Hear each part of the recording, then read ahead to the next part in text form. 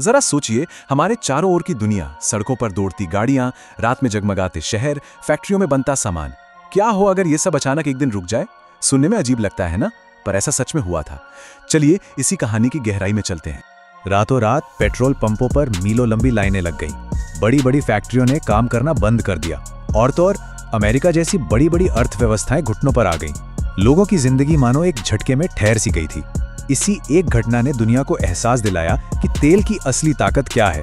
तो सवाल यही उठता है कि आखिर ये काला चिपचिपा सा तरल, जिसे हम कच्चा तेल कहते हैं, इतना ज्यादा ताकतवर बन कैसे गया? कैसे इसने पूरी दुनिया की राजनीति और आज की अर्थव्यवस्था की कहानी को हमेशा हमेशा के लिए बदल कर रख दिया?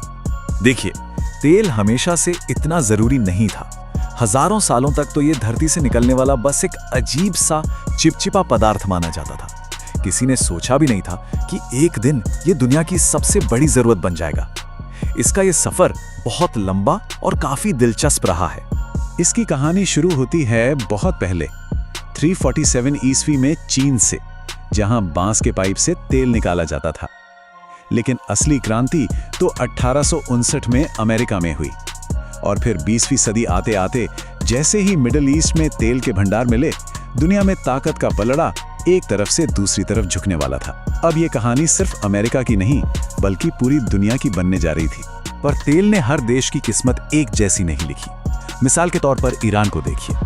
वहां तेल का मतलब था विदेशी कब्जा और सालों का संघर्ष। वहीं दूसरी तरफ था सऊदी अरब, जो उस वक्त दुनिया के सबसे गरीब देशों में गिना जाता था। तेल की खोज ने उसे इतनी दौलत दी जिसकी किसी ने कल्पना भी नहीं की थी। तेल पैदा करने वाले देशों को धीरे धीरे एक बात समझ आने लगी कि भाई जमीन हमारी, तेल हमारा, लेकिन सारा मुनाफा और कंट्रोल विदेशी कंपनियों के हाथ में है। वो आपस में ही ज्यादा तेल बेचने की होड़ में लगे थे, जिससे दाम गिर रहे थे और नुकसान उन्हीं का हो रहा था। तो उन्होंने तय किया कि अब बस बहुत हुआ, अब हालात बदलने का वक्त आ गया है। और इसी सोच का नतीजा था ओपेक, यानी organization of the petroleum exporting countries. इसका मकसद बिल्कुल साफ था, तेल की कीमत और उत्पादन पर अपना कंट्रोल वापस लेना। ये पक्का करना कि उनकी जमीन से निकले खजाने का फायदा सबसे पहले उन्हें ही मिले। तो सितंबर 1960 में बगदाद में एक ऐतिहासिक मीटिंग हुई। ईरान, इराक, कुवैत, सऊदी अरब और वेनेजुएला, इन 5 देशों ने मिलकर एक नया संगठन बनाया। यही थे ओपेक के संस्थापक सदस्य, एक ऐसा ग्रुप जो बहुत जल्द दुनिया को अपनी ताकत का एहसास कराने वाला था। तो चलिए अब वापस चलते हैं 1973 की उन घटनाओं पर जहां से हमने बात शुरू की थी। अब दुनिया के मंच पर एक नया ताकतवर खिलाड़ी आ चुका था और वो अपनी ताकत आजमाने के लिए पूरी तरह से तैयार था, और उसे ये मौका बहुत जल्द ही मिल गया।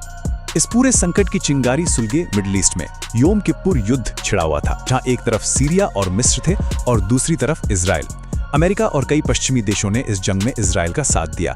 ओपेक के अरब सदस्य इस बात से बेहद नाराज हुए और उन्होंने अपने सबसे बड़े हथियार का इस्तेमाल करने का फैसला किया। उनका प्लान बहुत सीधा सा था, लेकिन उसका असर बहुत जबरदस्त हुआ। उन्होंने बस तेल का नल बंद कर दिया। अमेरिका, जापान और पश्चिमी यूरोप जैसे देशों को तेल भेजना पूरी तरह से रोक दिया गया।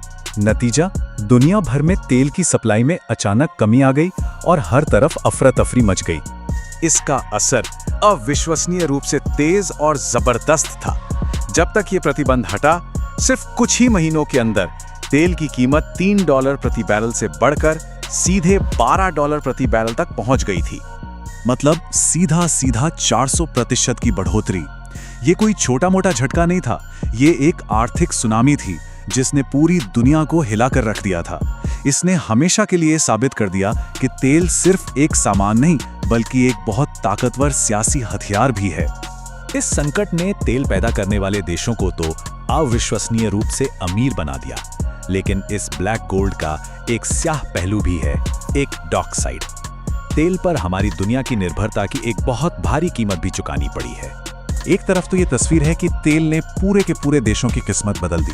सऊदी अरब जैसे देश जो कभी गरीबी से जूझ रहे थे, वो रेगिस्तान के बीचों बीच दुनिया के सबसे आधुनिक शहर बना रहे थे और उनका नाम दुनिया के सबसे अमीर देशों में शुमार होने लगा। लेकिन सिक्के का दूसरा पहलू भी है, और वो ये है कि इसकी एक भयानक पर्यावरणीय कीमत चुकानी पड़ रही है। पाइपलाइन लीक से हमारा पानी जहरीला हो रहा है, तेल खोजने के लिए जंगल के जंगल साफ किए जा रहे हैं और रिफाइनरियों से निकलता धुआं हमारे ग्रह को बीमार कर रहा है। ये दौलत और तबाही का एक अजीब सा उलझा हुआ रिश्ता है। आज हम एक और बहुत बड़े बदलाव की दहलीज पर खड़े हैं। इलेक्ट्रिक गाड़ियां आ रही हैं, सोलर और विंड एनर्जी का इस्तेमाल बढ़ रहा है, जो तेल की बादशाहत को सीधी चुनौती दे रहे हैं। तो सबसे बड़ा सवाल यही है कि जब तेल का ये दौर खत्म होगा तो दुनिया में अगली सुपर पावर किसके हाथ में होगी?